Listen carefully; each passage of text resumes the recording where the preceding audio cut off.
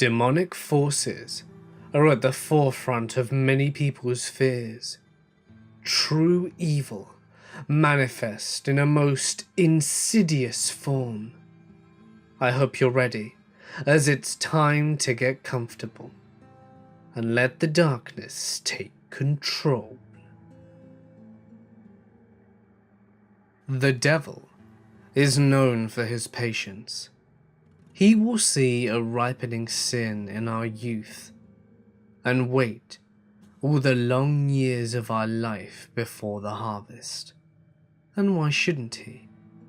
What is one more soul to the untold billions in his dominion? What is one more year in the infinite span of his corrupted reign? Perhaps by waiting, he is even giving us a chance to spend our lives repenting for what we've done. But I wouldn't know. Sins such as mine are so terrible that no absolution is possible. So I suppose there was no reason for him to wait. He came for me in the woods while the mutilated woman I killed was still in my arms, warming my body with her blood. It's strange that I cannot remember why I even killed her, or even who she is, but this feeling of guilt so permeates my being that I would have walked to hell myself if I had known the way. I will not waste effort describing the devil. The impoverished words at my disposal have only been designed for this material world. Even as he stood before me, he was more removed from my understanding than the glorious sun was to a blind worm. It is suffice to say that he could not be perceived with any one of the senses, but the pressure of his presence so commanded my consciousness that I was aware of nothing else. Escape was impossible. Words were meaningless. I let this woman slip from my arms and stood to face him with all the dignity remaining to a man so removed from God. When he turned from me and began to walk through the fading light of this dying world, I kept pace with him and did not turn to either side. Where we walked, I do not know, but it seemed as though he could have relived my entire life in the time it took for him to stop. As long as he was beside me, I could not make sense of what else might be. Even the thoughts in my head and the temperature on my skin were insignificant to his companionship. As terrifying as it was to know my fate, I had found certain tranquility in the mindless journey at his side. Now that I could feel him begin to depart, however, my mind revolted, as though starting from a nightmare. I forced out the first thought I could muster to delay his departure. Who was she? You will suffer more if you do not know. And he was gone, and with him the curtain lifted within me, to reveal the horror of his empire I now found myself mirrored within. Perhaps it would be more accurate to call hell a person than a place, however, considering the unceasing sentient screams which pummeled me from the land itself. Writhing shadows sensitive to the touch, grasping endlessly at me with hands that were not hands. Endless cities sprawled before me as open wounds upon the rotting corpse that I stood upon. The sky was unobstructed by stars. Instead, vaulting endlessly into a timeless abyss. And looking at it, I experienced the ghastly sensation of balancing on an eroding precipice, which poised to tumble me endlessly into its yawning void. Charnel winds slithered their way into my nose and mouth with tangible substance, forcing me to let oiled coils like writhing serpents penetrate my lungs with each breath. Beyond the cities in the distance rose the obscured ghost of monstrous beings and gods who roared in endless decay, which fate had forgotten them to. Through this blasphemous temple to the end of the universe I went, cowed constantly by half-conceived winged terrors which beat the air with a sound like the ceaseless wet bludgeoning of fists on flesh.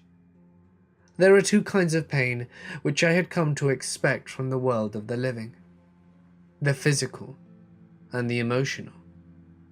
Never had I experienced a physical pain so excruciating as the boils which began to swell across my body, nor the mental burdens as debilitating as the taunting echoes which sneered at me from the living tissue beneath my feet.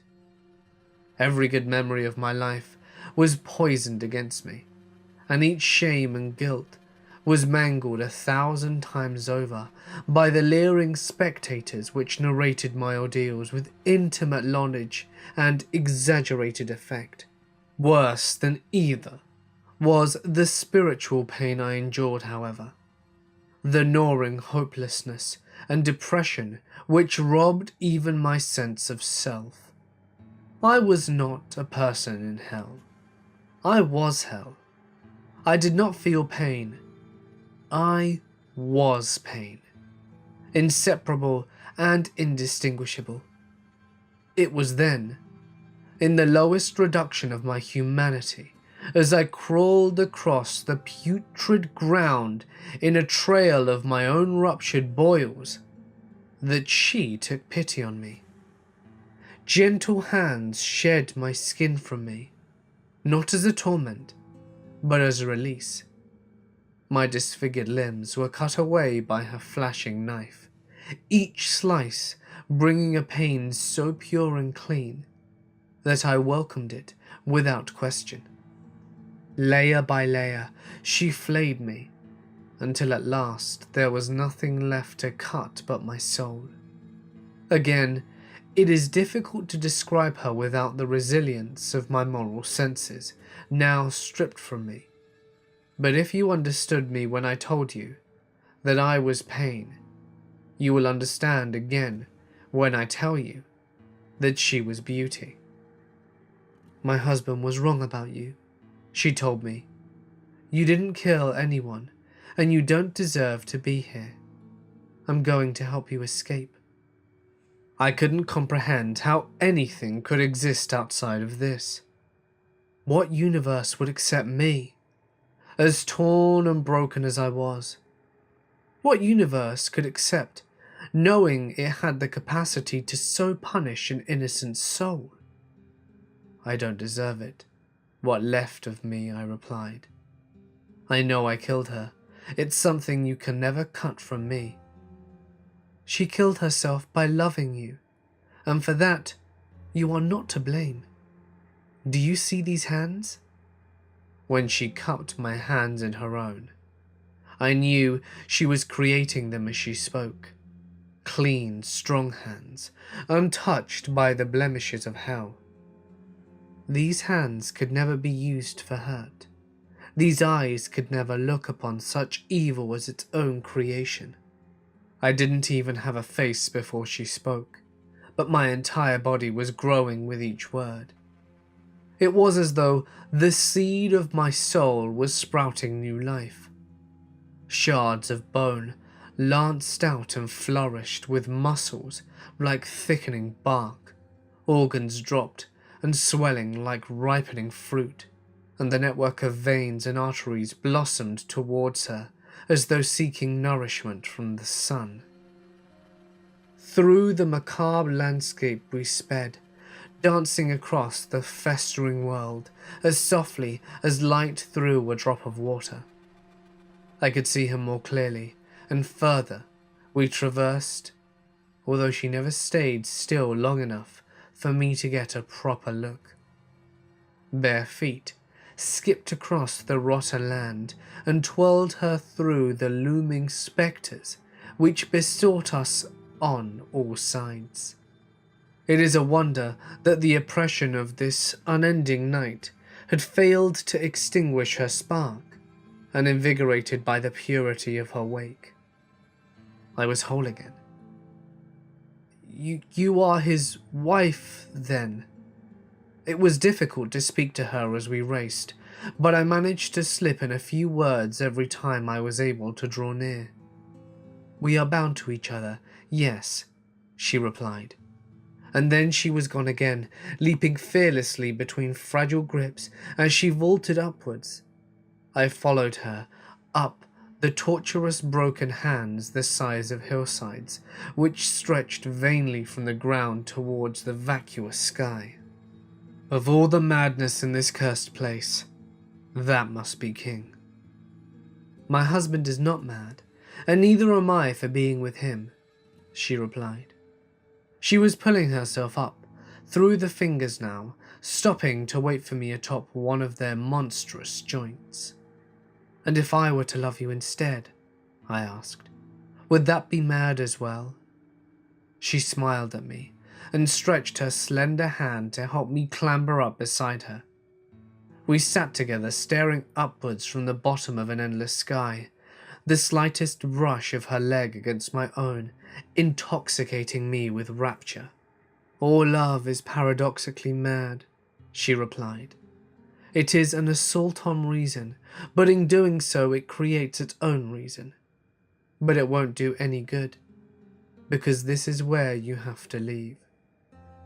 And will you leave with me? She shook her head.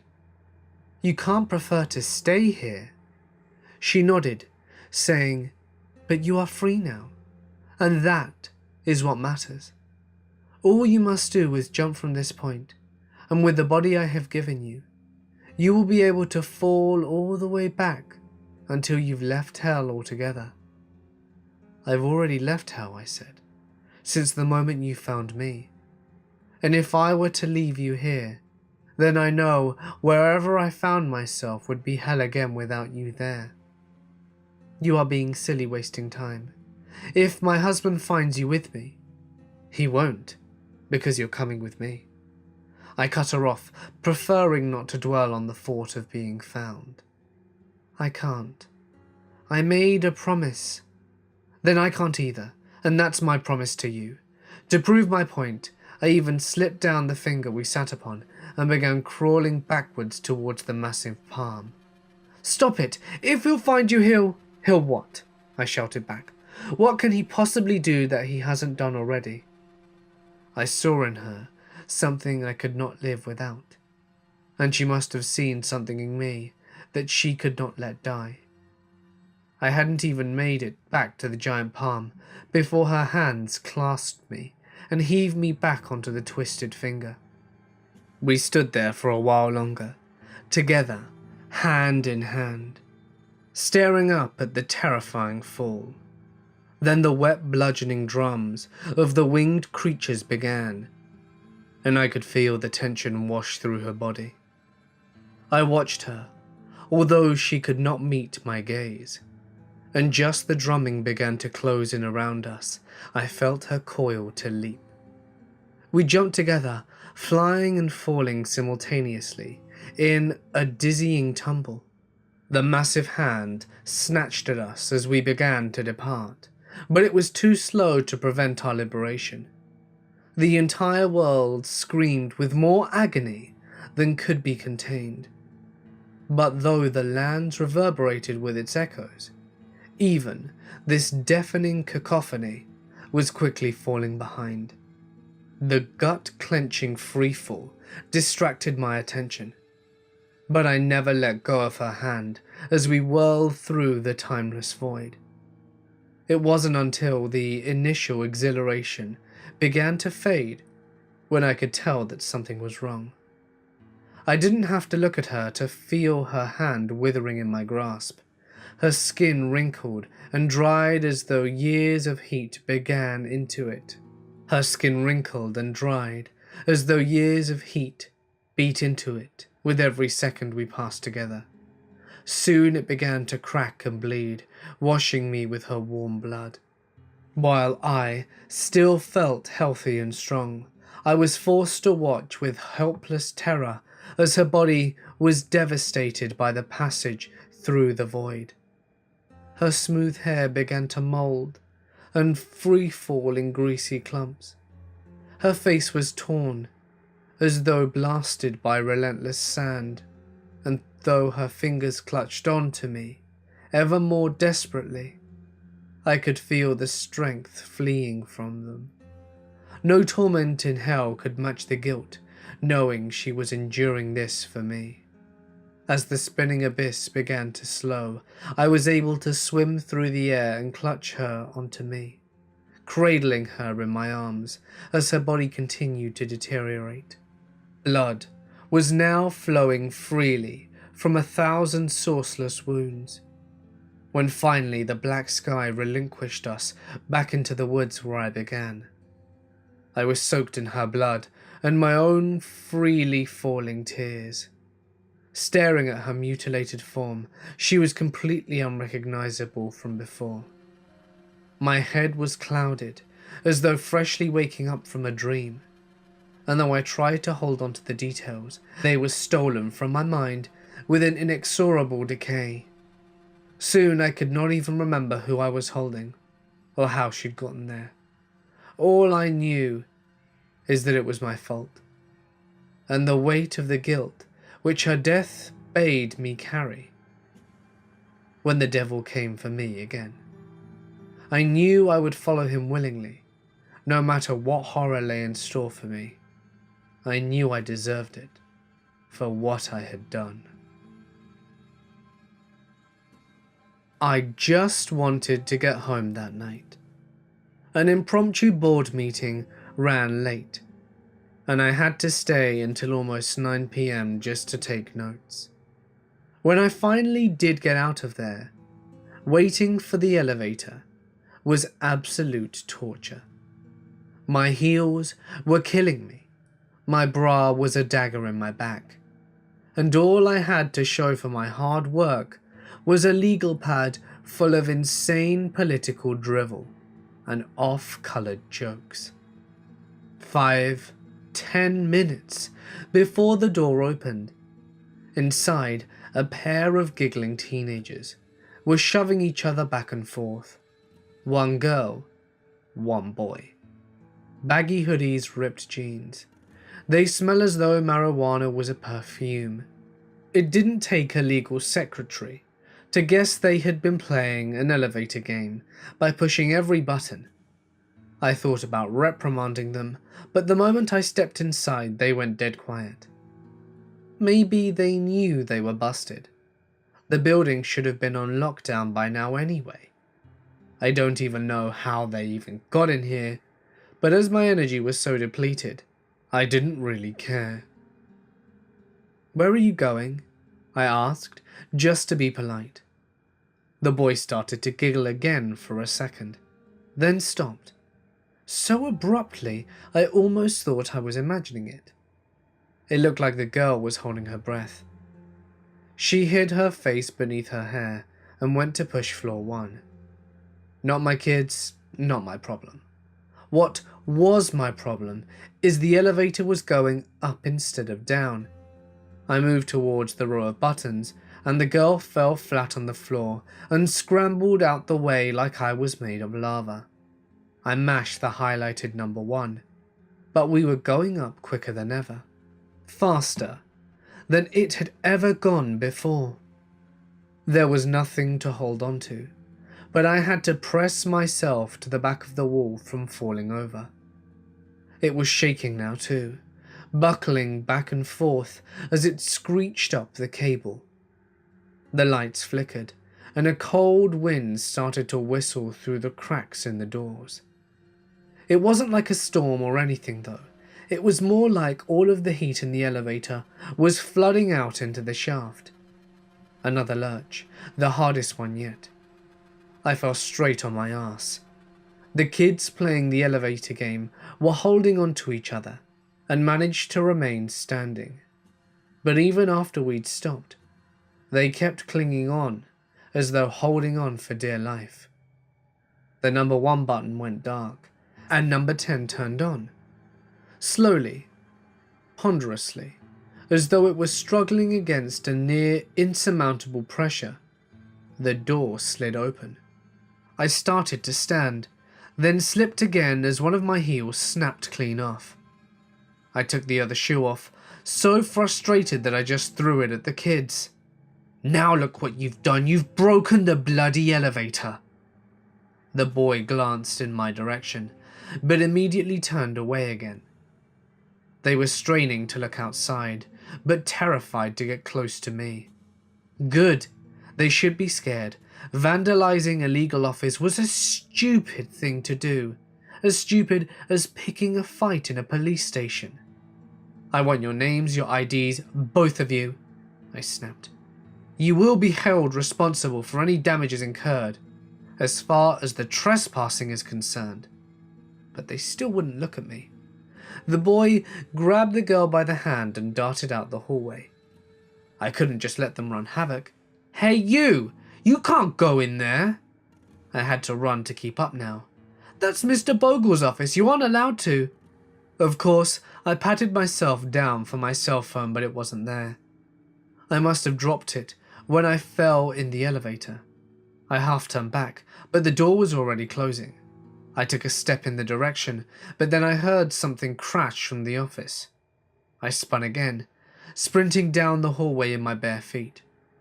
The boy was sitting on Mr. Bogle's desk, while the girl stared out the window. "Look at the sky," she said, "and how tall the buildings are." "Dude, this is crazy," he replied. Either they were stoned out of their minds, or it wasn't just marijuana.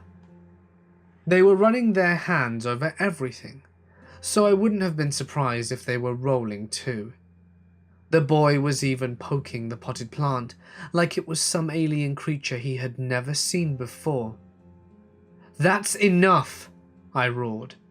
Finally, they both looked at me, and at each other, and then back at me.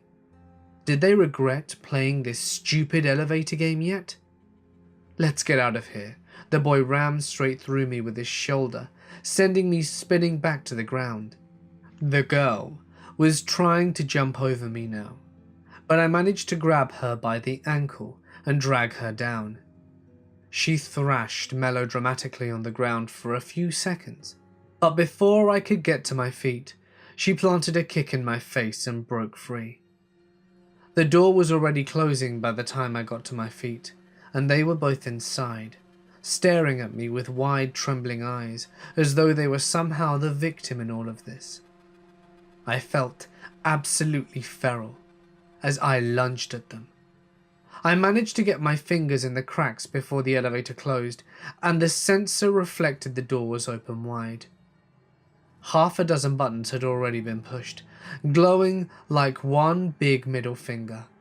The final stage of the elevator game had been played. They were cowering in the corner as I loomed over them, an inferno of retribution burning in my eyes. Fine, let the elevator take the long trip down. That was just longer for them to be trapped in there with me. Now they couldn't run. The struggle was absolutely pitiful. The boy's throat was almost comically fragile, and I was amazed how little pressure I needed to ram my broken heel through it. The girl was almost gone by the time I got to her, withering to a husk in seconds after the venom from my nails coursed through her legs where I had grabbed her. I got out of the elevator at the bottom, straightening my dress. I found my phone again and fixed my hair after snapping the other heel off my shoe. I was able to look almost presentable again. I thought I could finally go home after all of that, but it didn't take long to realize that I'd never been further from home in my life. What strange green plants they have here. The dark blue sky was nothing like the purple and orange we have at home. No wonder they were so surprised by everything in my world. If everyone here is so fragile as these two little ones, then I think I'm going to have a lot of fun here. Me and the guys were just doing a sweep of an old oil refinery when I found the eggs. I guess they liked the heat, because they were all clustered right around the fractal distillation chamber, which gets up past 720 Fahrenheit when the crude oil is being heated up. The whole building was scheduled for demolition though, and it was our job to make sure the place was cleaned out. "Anyone want a souvenir?" I shouted. Guess the crew was in the other parts of the building. The eggs were about the size of my fist, all black and covered with thick bristles, like an especially paranoid cactus. Only one of them was really even intact. Maybe it's because the refinery hadn't been running in a while, but 5 out of the 6 eggs were cracked and leaking some kind of thick, rotten smelling jelly. I was more motivated by the clock than curiosity though, and I was about to mark the room as clear when... "A souvenir? Want a souvenir?" The voice was muffled and frail, but it was definitely coming from inside the egg. I crouched down next to it, scooping up the tiny ball in my worker's gloves. "So what are you supposed to be?" "Supposed to be," was all that it chirped back. Yeah, maybe it was the fumes in this place getting to my head, but there was something profoundly sad about that little echo. I dropped the egg in my pocket of my overalls, intending to show it off to everyone at the pub after work. Intending being the key word there. We didn't finish clearing the place until almost 6, and then there was a last-minute permit issue that had me driving around collecting signatures until past 9. I was dead tired and so ready to collapse at home that I barely remembered the weird egg in my pocket. If it wasn't for the little spikes, it would have been forgotten entirely. It must have liked my warmth though, because it seemed to keep trying to huddle closer to me in my pocket. When I got home and put it on the counter, I could actually hear a soft rattle as its spines shivered against the tile. "You got a name?" I asked it. You got... Can't you say anything more?" "I'm Phil." "You got a Phil." That's all it could do. Echo me. Was I weirded out? Yeah, sure. But it was cool too. I felt like a hero for saving it, and I guess I was feeling protective, because I hated watching it tremble like that. I put the thing on an oven rack and set it to 100 Fahrenheit, keeping the light on and checking on it occasionally. "Any more, Phil? Anything more?" Just still an echo, but it felt like there was more deliberate thought behind it. The voice was getting stronger, but it was still shivering. I turned the heat up, incrementally, and it continued to encourage me until I hit the max temperature of 550. I figured that if it could survive being pressed up the fractional distillation chamber, then it could survive this too. The egg seemed to be loving it sure enough. "Supposed to be, thank you, Phil." I never remembered saying thank you, but it could have picked that up whilst listening to me from inside my pocket. I was only intending to let it bake and warm up for a little while, but I was so tired that I just fell asleep on the couch, watching TV. "Phil, Phil, Phil, Phil!" Shrill, insistently urgent. The first sound I heard when I woke up, still half asleep. I raced to the oven and turned on the light. Thick black jelly was dripping through my oven rack. Had I accidentally killed it? I opened the door and a wave of sulfuric air brutally forced itself into my nose and down my throat. I gagged and reeled back, desperately searching for an oven mitt to save the little guy. The shell had been shattered into a dozen pieces, and there was nothing inside but the charcoal goo. "Phil, over here, look what I found!" It wasn't dead, it was hatched. and it was peeking out from my cupboard with a bottle of seasoning in each hand. Wide red eyes without pupil or cornea took up the entirety of its face. Black skin with green fuzzy splotches, like fresh moss. 2 long fingers on each hand, with little mouths on each end of it, which it was speaking from. I wasn't afraid of it or anything, but shit was I surprised. It had already formed a perfect circle of spilled herbs and spices on my counter. There was a wide assortment of opened bottles and jars that would stick its fingers into before deciding whether to spill the contents into the circle or not. "Stop that, you're making a mess. Phil, it's a circle, Phil." It squealed with pride. "What the hell are you?" The hell you," it mimicked in a voice which was obviously a crude impersonation of me. I spent the next 20 minutes chasing it through my apartment, trying to trap or corner it somewhere. Of course, the little bugger thought it was just a game, and squealed and giggled with delight as it evaded my grasp over and over. I briefly considered calling my landlord, but somehow this seemed like something that would end up adding to my next rent payment. I was already late for the demolition though, and I couldn't fool around forever.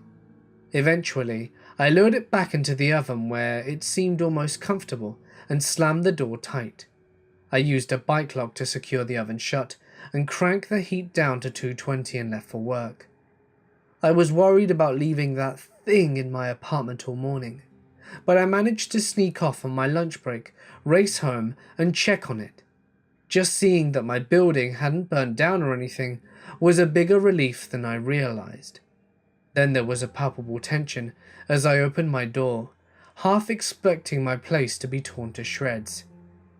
Everything was exactly as I'd left it, even the oven was still closed, although the bike lock was on the ground and it had been turned back up to 550. I took a deep breath and turned on the oven light.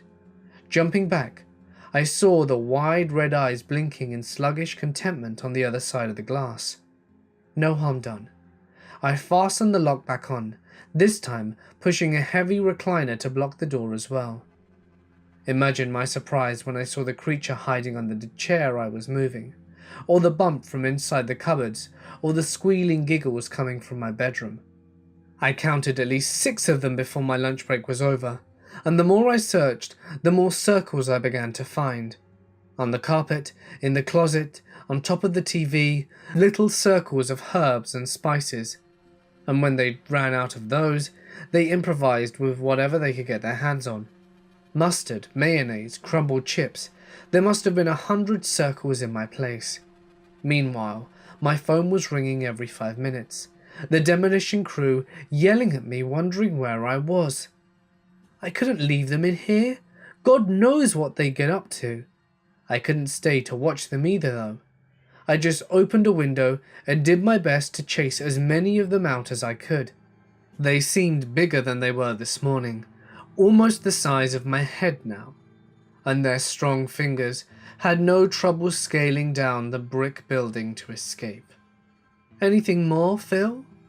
Perhaps that was the original one, but I couldn't tell for sure. It clung to the outside of my building, hesitating to look back at me. Supposed to be happy here, Phil. Supposed to be home. My phone was ringing again, so goddamn impatient. Answering with one hand, I grabbed a broom in the other to push the creature further away from the window, hoping the rest of them would find their way out when they were ready. I followed the siren call of my cell phone and went back to work.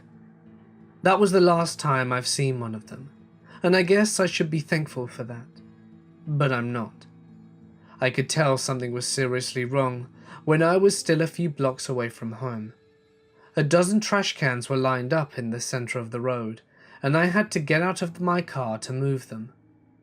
All the trash had been removed, and it was spread on either side of the cans in the shape of a long, evenly curving line. When the trash had run out, it was replaced with anything and everything to continue the unbroken line. broken wood, loose bricks, stolen bikes, and streetlights, all jumbled together. It just looked like a giant mess here. But I bet if I looked from the air, it would be shaped like a perfect circle. 2 or 3, maybe half a mile wide. Please, tell me that's not another summoning circle. You can feel Missy enter a room before you see her. The ambient sound of the college classroom dissolve when she speaks. All the raucous shouting and laughter-filled, muffled, besides the softly spoken melody of her voice. She wears light and shadow with equal grace, every angle making her appear as though she were posing for the painter's canvas. From the depths of her eyes to the supple curve of her body, Missy was a walking captivation. She was a dream, and I, her dreamer. But it was all too soon that I had to wake. She called me the night before she died, an event I've kept private until now, out of its sheer impossibility. She'd been absent from class a week before that, but now she spoke fast, rattling off a string of letters, demanding that I write down everything. I was scrambling to keep up, unable to ask questions. 20 letters total, ranging from A to D. They want more from me than I can give, she explained in a breathy rush. I have to go now. Memorize it, okay? You'll understand when they take you. The line went dead, and I couldn't reach her again. She wasn't in class the next day. Our psychology professor announced that she met with a fatal accident, refusing any further details. No one else seemed to care, but each passing day, I felt the burning of her empty chair in front of me. All I could do was memorize the list she gave me, and wait, hating myself for not doing more to get to know her while I had the chance. Then came the test. Just think of it as a survey, Professor Russell said, distributing the papers. Do your best and don't worry. It won't affect your grade. It's just a little experiment for the department. The impossible test. Indecipherable characters. Enigmatic equations. Utter nonsense. Students were looking around and starting to laugh. Professor Russell smiled indulgently, just urging us to take our best guess. The only thing that seemed familiar was the Scantron answer key. 20 questions, 20 letters. Coincidence or not, I filled them in from memory. I could feel the professor's eyes lock on me as I wrote with purpose, but I didn't care. I was consumed with the mystery of Missy's disappearance, savouring this last connection before she faded from the world altogether. Tests were collected, but I could tell the only paper the professor was interested in was mine. His keen eyes kept flashing between my test and my face. Then he excused himself to go to the bathroom, fishing out his phone as he left. I took the opportunity to follow. I've got another one from my class. Professor Russell was talking on the phone, his back to me as he walked. Perfect score, just like Missy. I tried to get closer to hear the voice on the other end, but the professor heard me and turned around. Going somewhere? He asked, pressing the phone against his chest. bathroom," I grunted, rushing ahead, feeling his eyes on me all the way down the hall. He was leaning against the wall, arms crossed, patiently waiting for when I got out. "We need to talk, Elijah." His voice was flat and dark. How did Missy die? I hadn't meant to blurt it out, but there it was. It had been on the tip of my tongue for so long that I'm surprised I even lasted this long. The professor arched his eyebrows, studying me. "She isn't dead." "Not exactly. I can take her to you if you want, but you might not like what you see." The professor wrote something on a notepad and handed it to me. "Midnight, room 031. Pack a suitcase." "The psychology building?" I asked. I didn't know the rooms went below 100. He pressed a key into my hand before turning back towards the classroom. "This will let you into the basement." "Oh, and Elijah." He glanced back as he opened the door. "You might want to make an appropriate excuse to your friends and family. They won't be seeing you again for a while." Missy and I were never close before the night she called me. Our relationship was little more than collaborating on the occasional assignment, or exchanging a covert smile across the room. Is it possible to love someone when you don't know the first thing about them? Regardless, I was impotent against my overwhelming curiosity. Professor Russell's doubtlessly counted on that purposefully, withholding details to bait his hook. It seemed so obvious looking back, but at the time I couldn't think of anything besides the frantic desperation in Missy's voice. She needed me somehow, and that's all I needed to know. If only I had known what waited for me, then no compulsion, mortal or otherwise, could have made me step through that door. Instead, I was outside the room 5 minutes before midnight. I'd called my family to let them know I was accepted into a foreign exchange program and that I might be out of touch until I got set up there.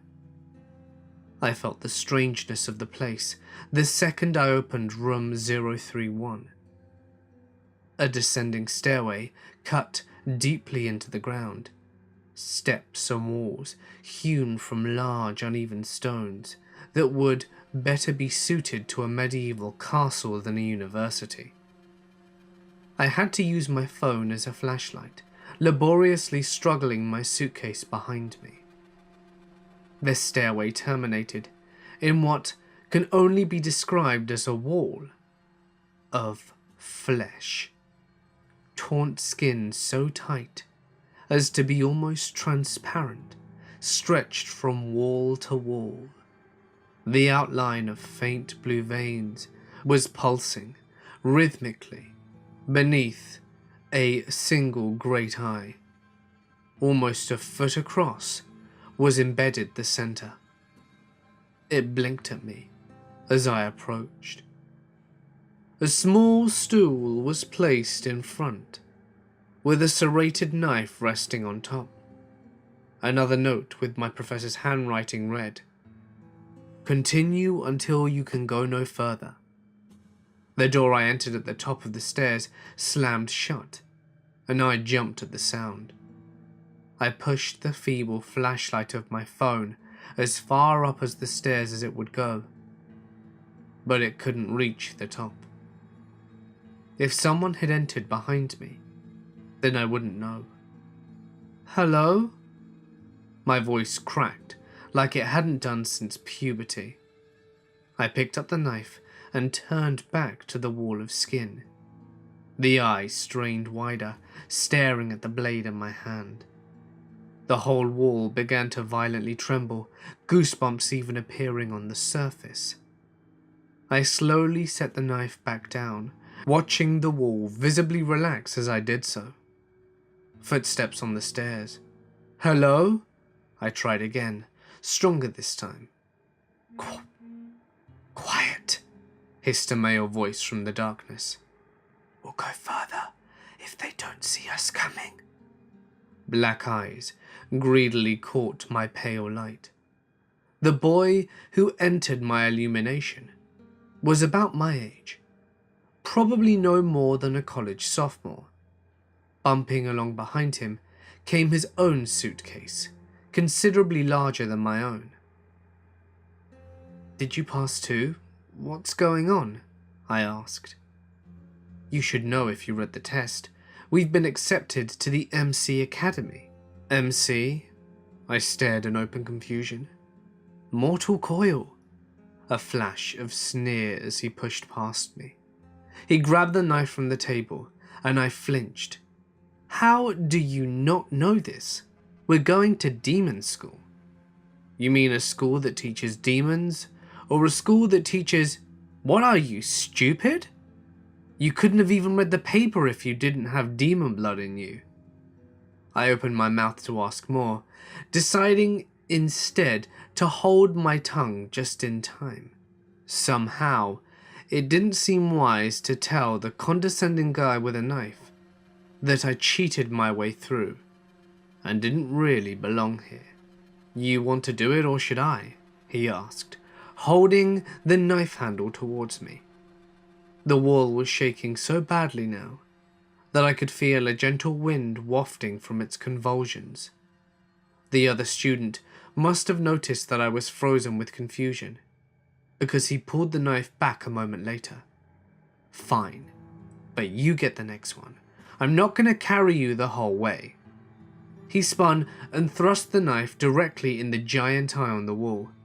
It clenched shut, lurching and thrashing against him.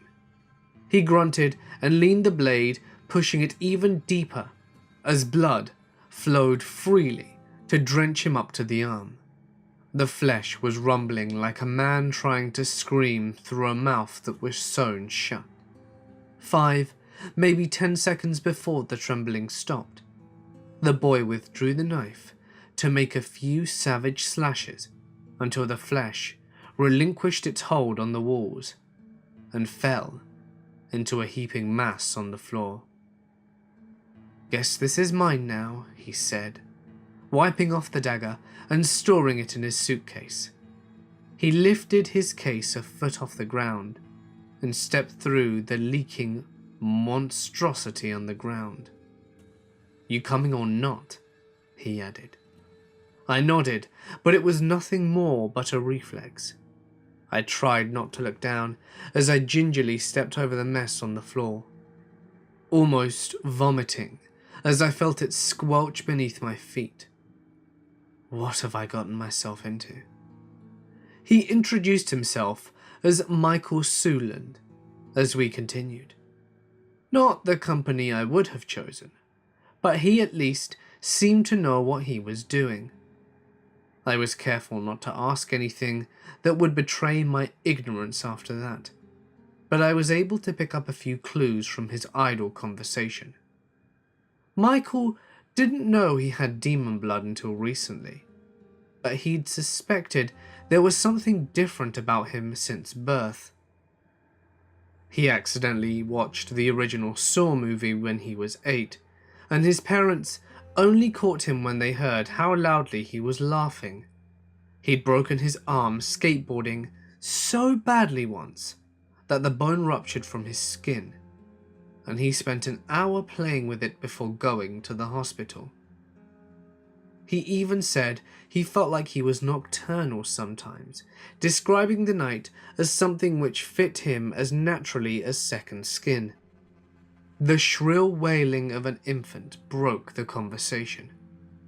We exchanged glances, his face a mask of greedy excitement, like a child in the candy shop.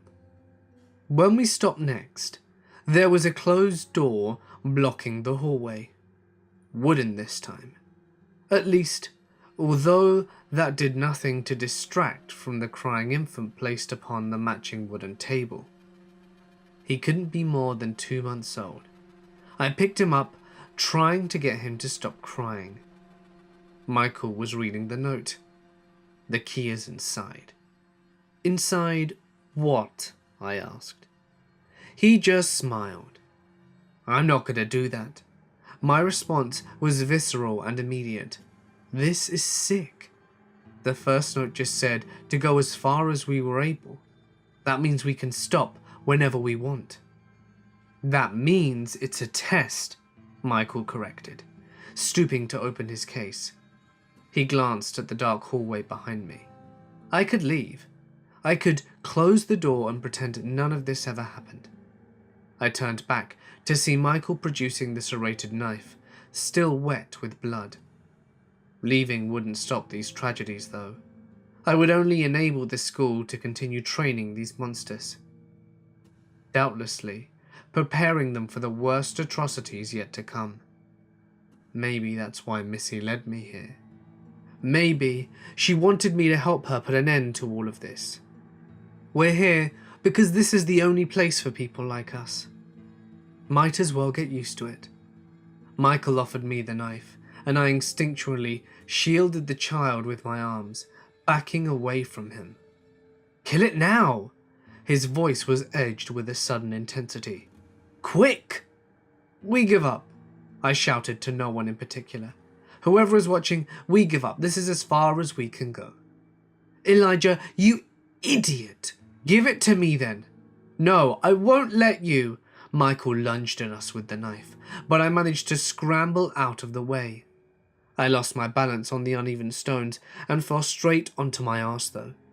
I covered the child with my body, but had to let go a moment later as a piercing pain like a fistful of needles was gorging into my hand. The infant had latched onto me with unnatural ferocity. It shouldn't have even had teeth yet, but I could clearly see multiple rows of razor edges burrowing into my skin.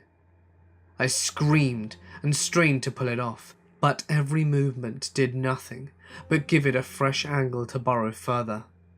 Bash it against the wall, Michael shouted. I did so, again and again, beating the tiny body into the stone, feeling the fragile bones inside splinter with every iteration.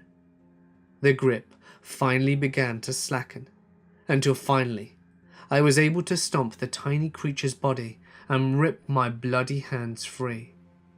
It almost looked reptilian where it lay on the ground, its yellow eyes boring into me as they closed to slits. Welcome home, master, croaked the dying monstrosity. Ready now? Michael asked, handing me the knife once more. I didn't hesitate this time. I plunged it straight into chest and tore a long hole straight down into its navel. A hot mess of insides oozed out, and I had to actually dig my fingers into it to retrieve the bronze key. It bled profusely from a dozen puncture wounds. I wrapped it as best I could with one of my extra t-shirts, but I can only imagine what ghastly infections might come from those wounds. I don't know whether it was loss of blood or horror of this place, but I felt so lightheaded that I almost toppled the second I stood upright. Come on now, easy there. I was surprised by the gentleness in Michael's tone as he helped me to my feet. We're in this together, so let's do it right.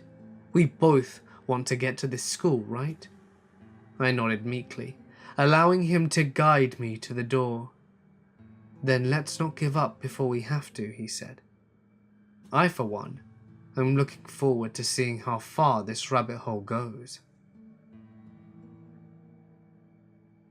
Hey guys, it's Mort here, and thank you so much for listening. If you are left itching for more of that last story, you're not the only one. I've already reached out to the author to see if he'd be willing to write a part 2, so that we can go further down the rabbit hole. If he does, you can be sure it will be the first story in the next Demonic Stories video. If you enjoyed this video, please remember to give it a big thumbs up and consider subscribing and hit the little bell icon for even more stories every day. All these stories were written by the incredible Tobias Wade. To read more, check out the link in the description to his website to get more of his works. Don't forget that if you would like me to read your story on my channel, you can send it to my email or share it to my Reddit. Both, of course, can be found in the description. Just be sure to include as much punctuation, paragraphing and description as possible, as this will maximize the chances of it being read. But anyway, for now guys, I'm going to sign off. Stay awesome, and I'll see you in the next one.